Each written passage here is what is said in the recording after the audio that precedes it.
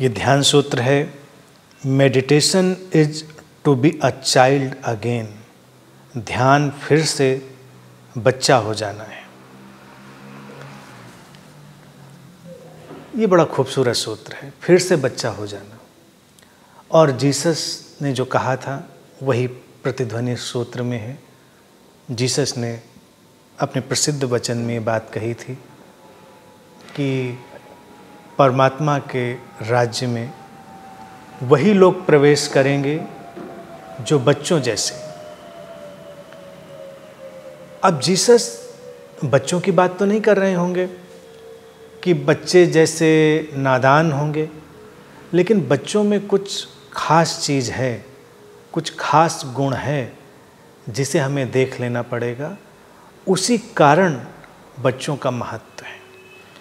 एक तो बच्चे स्रोत से लगातार जुड़े हैं और उनमें अभी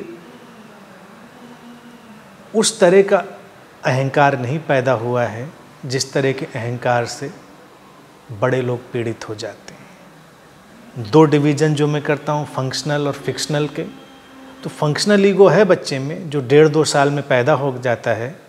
मनोवैज्ञानिक रूप से ये बात सामने आ चुकी है कि 1.5-2 साल की उम्र में वो फंक्शनल ईगो पैदा होता है। फिर फिक्शनल तो धीरे धीरे बाद में बनता रहता है। अगर हम 1.5-2 साल की उम्र से और 4-5 साल 6 साल की उम्र के बच्चों की बात करें तो फंक्शनल ईगो में ही वो जी रहे हैं, फिक्शनल अभी उनका नहीं काम कर रहा है। तो पूरी तरह वो लयबद्ध हैं, वो उस स्रोत से, उस चेतना से पूरी तरह लयबद्ध हैं, उनको कोई समस्या नहीं। और दूसरी सबसे महत्वपूर्ण बात जो बच्चों जैसे हो जाने की बात है, जीसस के वचन में जिसकी अनुगूंज है, वो है अकर्ता भाव में, नॉन डूअर। जो अकर्ता है वो बच्चों में बहुत ही सहजता से प्रकट है, क्योंकि बच्चों से सब बस घट रहा है, उनसे सब प्रकट हो रहा है। उनको अभी कुछ इस तरह से नहीं पकड़ा है कि वो अपने को बहुत कर्तापन में डाल लें। उनके अंदर से खेल आता है तो वो खेलते हैं, उनके अंदर से और कोई अभिव्यक्ति आती है तो उसको वो प्रकट होने देते हैं। और यही उनकी शांति है और यही उनके सौंदर्य का राज भी है, उनकी ऊर्जा का, चपलता का ये राज भी है कि वो अकर्ता में ठहरे हुए हैं। अभी कर्ता ने नहीं पकड़ा है उनको। जैसे से बड़े होंगे वैसे वैसे वो पकड़ेगा, वो उनकी कंडीशनिंग के कारण उन तक आएगा। अभी बस सहजता से अभिव्यक्ति है, कोई तुलना भी नहीं है, कोई कंपैरिजन उनके बीच नहीं आया है। अभी कितना खूबसूरत है। बड़े होकर लोग जिस बात से सबसे ज़्यादा पीड़ित हैं वो तुलना से ही पीड़ित हैं। कौन ज़्यादा है, कौन कम है, कौन संत है, कौन असंत है, तमाम तरह की बातें। बच्चों में देखें, अमीरी गरीबी का भी भेद नहीं है। अभी उनको प्रतिभा और कम प्रतिभा का भी भेद नहीं है।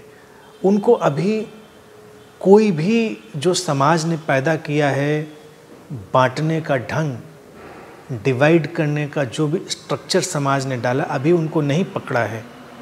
तो वो पूरे अपनी शांति में है, सबसे मिलते हैं प्रेम से, बिना किसी भेदभाव के, क्योंकि वो पूरी तरह से अकर्ता में है। अकर्ता में है और कहीं गहरे में वो अचेतन हो सकता है, लेकिन उनके भीतर ये है कि जो जैसा है वैसा है। बच्चे उन फूलों की तरह हैं जो अपने अपने ढंग से खिले हुए हैं। आपस में उनका मिलना जुलना, खेलना सब उन फूलों की तरह है। यही सूत्र कहता है बच्चों जैसा हो जाना, यानी कि फिर से बच्चा हो जाना। तो फिर से बच्चा हो जाने में क्या आएगा? अकर्ता आएगा, तुलनाएं विदा होंगी, विभाजित करने की सारी वृत्तियां विदा होंगी और जीवन के स्रोत से लगातार जुड़े रहने का भाव पैदा होगा। व्यक्ति वर्तमान में होगा पूरी तरह, जो कि बच्चा है। यही है, बचपना नहीं करने लगना है। जैसे कई लोगों को लगता है क्या फिर हम बचपना करने लगेंगे? बचपना नहीं, बेवकूफ़ियाँ नहीं। और ये कहा किसने कि बच्चे बेवकूफ़ियाँ करते हैं? हमको लगता है, हमारा इंटरप्रिटेशन है। अभी वो मैच्योरिटी की तरफ बढ़ रहे हैं और फिक्शनल ईगो जो बाद में हमको पकड़ लेता है, जो बच्चे उससे मुक्त हैं अभी फंक्शनल में हैं, तो ध्यान में फिर से हम फंक्शनल में आ जाते हैं, फिक्शनल की रियलिटी को हम जान लेते हैं। तो यही है सारभूत रूप में फिर से बच्चा हो जाना, जो कि फिर से खिल जाना है, फिर से उस खिलावट को उपलब्ध हो जाना है।